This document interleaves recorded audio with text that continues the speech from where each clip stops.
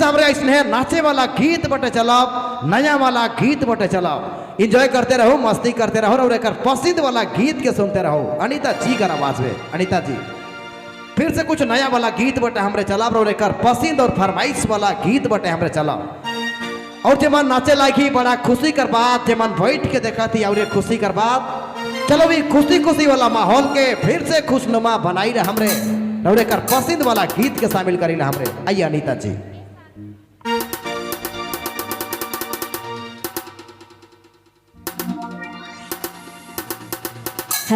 और बांसुरी वाले और मादर वाले आप दोनों मंच पर आएंगे। बांसुरी मादर, अच्छा एक बात है नहीं, ये मेला की शोभा बढ़ाए ले क्योंकि 12 बज जाए, माफी चाहूंगा। और आतिशबाजी कर, फटाका छोड़, आज के इस कार्यक्रम को यादगार पल बनाएंगे समिति की ओर से। मैं चाहूंगा अनीता जी के इस गीत पे अभी आतिशबाजी फटाका का खूबसूरती देखने को मिलेगा हमें। आइए अनीता जी।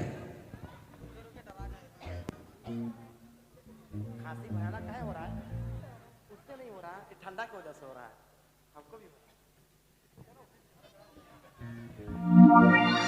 और ये जो गाना है ये हमारी बिल्कुल नई गाना है।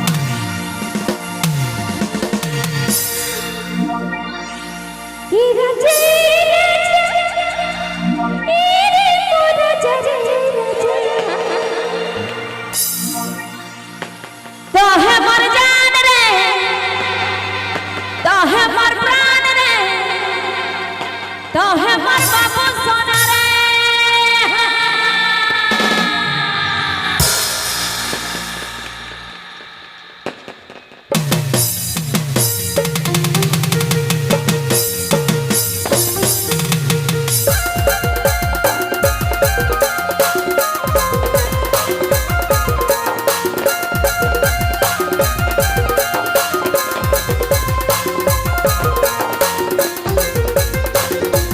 क्या बात